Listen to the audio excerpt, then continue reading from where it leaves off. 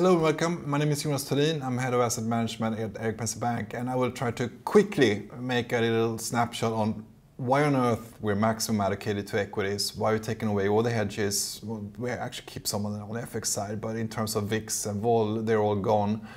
And I'll try to explain how we ended up in this situation, how we traded the war. Now, again, with a very sort of high degree of humbleness in terms of the human tragedy, we are now in this presentation focusing on the equity market and the equity market's interpretation of the war. Now, again, we are making a good run versus our competitors in terms of being overweight equities, in terms of choosing the right equity strategies. We've given up some of the kind of leapfrog we did in the beginning of the war when we just saw up days in our portfolios. And that is purely an FX play, but we stick to our guns there to some extent and expect as soon as the quarter ended, today it's ended and we get the dollar back a bit, we're gonna again make a stride against the dollar index and hopefully reach about 80% alpha this year as well. Now in terms of a house view, it's obviously dramatically changed as we went through February with adding on war hedges, geopolitical concerns. We're now taking them all off. We started the process in the 9th of March. We have been talking about it quite regularly, but now they're all gone and we have time to increase our equity allocation.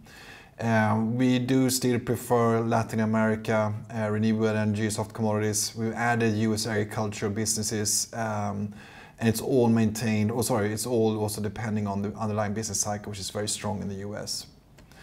Now again, very briefly, geopolitical risk shot up obviously due to Russia's war in Ukraine. The explanatory power between geopolitical risk and the equity market went through the roof. But then, since then, it has sort of been going down a slippery slope quite rapidly, i.e. the equity market is no longer trading following geopolitical risk. It's trading on something else, and we have to find that something else. First of all, it changed character a bit to be an inflation game. Now inflation, we don't see inflation as necessarily bad for the equity market. We think inflation opens an avenue to other potential profitable strategies. In our mind, this is what resulted in Latin America, agricultural business and so forth. But again, the equity market overall is not traded on CPI. So you have to make those small, narrow strategies work. You can't trade the overall equity market on inflation longer or geopolitical risk. Something else is moving the needle. Again, we thought it would be political risk. The political risk in the US dominated January. It was not inflation, as you can see, and that was due to the fact that Trump, by the 7th or 8th of January, became more popular in national polls compared to Biden. We thought something similar was going to happen in March, when we saw this data start to build up. A lot had to do with the Fed nomination process, etc. But even that factor has sort of been put in the shadow of the fourth and most important factor, and I'll come back to derive which one it is. Because again, just from the pandemic, just as in 08, 09, it's all about financial conditions yet again. In the US, you can actually see improved financial conditions. The factors that stopped financial conditions from growing positively were VIX and the dollar volatility. That's why we chose VIX and dollar to be our hedges. And that's why we're taking off those hedges, because they are no longer damaging the financial conditions, so to speak. Now that could be overly aggressive or early, but we don't think so. And I will try to very briefly show why. Again, the situation in Europe, better, but of course the systematic stress is quite high. And we keep virtually zero exposure to Eurozone going forward. We keep it all in the US and Latin American emerging markets and so forth. And now the financial conditions, if you strip away equities, we don't double count sort of versus equities. Financial conditions are now actually deriving about 90% of the equity moves. So that means that we, in a period of just 2022, went from US political risk in the beginning of the year. Then we trade geopolitical risk and then inflation, and then back a little bit on US political risk, and now we're back to financial conditions. This passing of the baton has been quite rapid, and we think, we try to be nimble and humble, trying to just follow the data and shift the portfolios accordingly, which is why I think we had a good performance versus the global equity market in the beginning of the year. Now, I want to spend a few minutes also on the curve debate. We do not believe that the 2-10 is the right curve to study. We believe a lot more in 3-month, 10-year. The reason for that is purely academics, statistics. And also the 2-year has been sharply moved around by a very insecure rate market in terms of Fed fund futures. So what's going to happen to the Fed fund? And we think it's quite naive to think they're going to hike just to cut. We think they will actually cut the corner, and hence the 2-year will become quite interesting as a buying opportunity pretty soon. But that also means that we see two different curves. One curve that's steepening, 3-month, 10-year, and one that's inverting 2 years, 10s. And even if the 2 years, 10-year is right, you have to bring in that into your calculation that there's a lag between that inversion and actual business cycle or equity plummeting of about 330 and 600 trading days. So we can't spend 330 trading days being pessimistic or negative, because, well, first of all, we're going to be sick to death by boredom. And the second paragraph is that you can't manage money by being negative for something that might happen in 330 trading days. It just makes no sense to us. It doesn't make sense to anyone on the buy side, I would think. Again, if you just follow data, it's much more plausible. The 3-month, 10-year, because that's actually what the Fed is actually doing, will be a lot more material and a lot more insightful for trading. That means the bears will craps and run around and speaks all the colorful signs of 2-10s.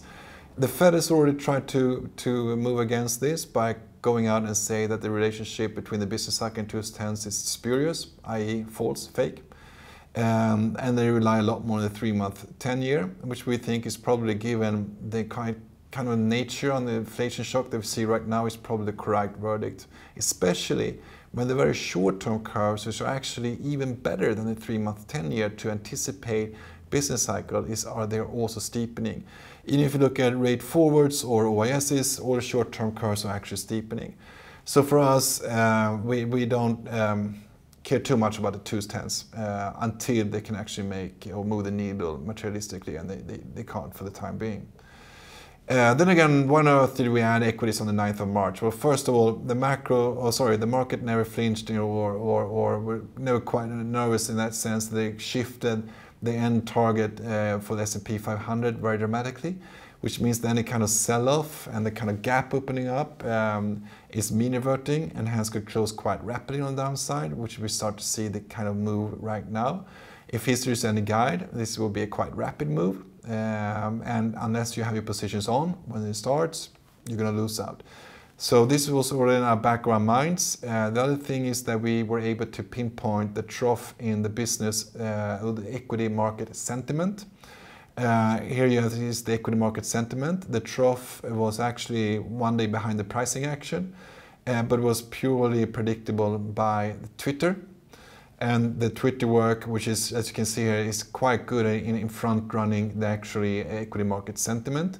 When we saw that gap opening up, and we saw that we didn't change the S&P targets, and we saw the curve steepening, etc., etc., we became quite positive, and then we're just trying to fine-tune the timing. On top of that, our broad equity risk model, building on rate spreads, CDSs, FX vol, fixed income, market spreads, troughed and made a quite good rebound starting on the 8th, 9th of March. On top of that, our fear and greed monitor all of a sudden made a positive reading. Again, the same dates. And also, when we look at high versus low, advanced versus declines, bullish, bearish vol curve, the traditional sort of Bloomberg articles, signs for an equity trough, we saw a huge spread opening up on the 9th of March. And which was quite interesting to us, that the equity market was sort of skeptical, but the underlying moves in the actual equity market itself signaled a lot more optimism. And then the final thing for us is this model which we used successfully in 2008 and 2009, and also in 2020 when we pinpointed the equity trough on the same day, when we saw a lot of relief going into the market in terms of counterparty risk, liquidity, currency basis, etc. That was around the 9th. And we saw the equity market didn't quite follow. For us, perfect opportunity to go into the market and make a quite decisive call. A few nervous days then followed until we were proven right on the week that started on the 15th. And that's when we rapidly took off the hedges as well. And since then, we also allocated on the sort of little downturn here, we put up the last few percentage points in terms of achieving maximum allocation towards equities. And unless we get this financial stress coming back into the market, this is a position we hopefully will be able to maintain for quite some time. Obviously, we keep on tracking the different developments in terms of driving factors going forward. Were we alone in making this call? I would say certainly not. If you look at Smart Money Flow Index, you actually saw the biggest buying interest from institutions since March, April 2020. If you look at fund flows, you can actually only see a small period right when the war broke out. We actually saw some outflows. Apart from then, the overall equity market has been a buying frenzy. You actually have the biggest spread now between equity buys, so to speak, and fixed income sales, and that we've seen since 2013. So obviously, it's always nice to have the bigger flow picture going with you when you're making such an aggressive call, of course. Now, another part for us in our analysis is that we believe that we can forecast to the degree that earnings will make a positive or negative surprise.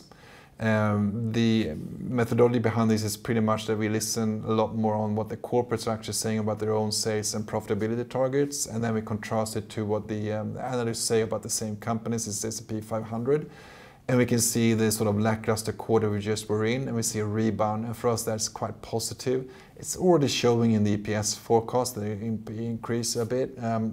But we think still there's a good opportunity here for some upside surprises.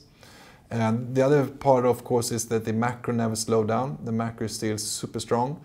So the entire sell-off in the equity market moved into a find the trough kind of work for us, which is why we've been silent for a couple of weeks. So I put on the biggest, the last couple of trades in order to find this kind of rebound that we luckily then saw to transform after our trough on the 9th of March.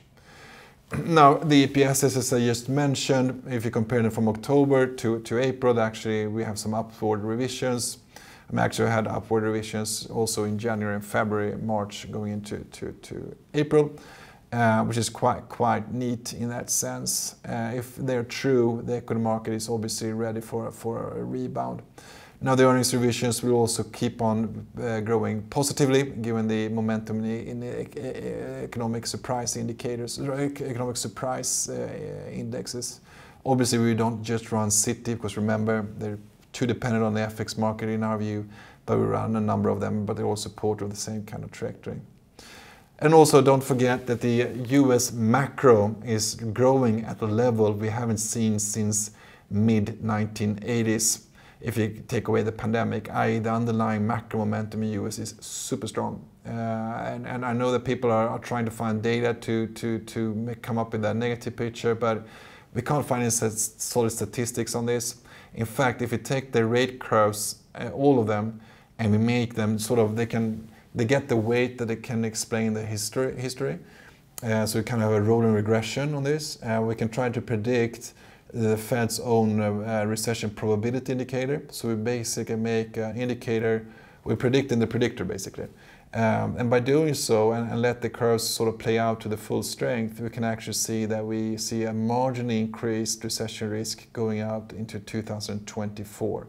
i.e. 2s10s are not dominating this picture, and they can't dominate the picture because statistically they're less valid than a 3-month 10-year, for example, and so forth. This doesn't mean, or probably won't mean, that we can relax for another 2 years. Something is bound to happen, but it's a good solid backdrop for the time being to be positive on equity markets and in our view, maximum overweight. Now, obviously, given the downsizing in German economy, as you can see for the last print on the IFO, we keep zero exposure to Eurozone. We don't underweight anything, we're in or we're out, making things a lot easier in that sense. So that was the whole house view, very short, sort of tip of an iceberg, but we want to derive and explain how we view the different driving forces, how we view the debate on the rate curves, and when we let the rate curves loose and just keep them all open cards in that sense, we can actually see, just as the Fed points out, 2s10s is sort of withering away in the statistics. And also given the fact that we think that we're able now to predict the degree of positive and negative surprises on the upcoming earnings season. Underlying the EPS forecast, underlying macro, we keep a hefty tilt on the risk side, and especially when we calculate and follow the trading and the degree of financial conditions, which we think are actually getting easier and easier by the day. That's the sort of quickly the scope of our risk-on attitude, and the fact that we have now a maximum allocation to equities without any hedges in terms of VIX or options that we had a couple of weeks ago. So hopefully that you found some of that interesting. We're going to be back in a week and see how everything went. But until then, I wish you a great week, and you will always here if you want to have a question or a comment, so you can find us on the social websites or by mail. All right, thank you so much.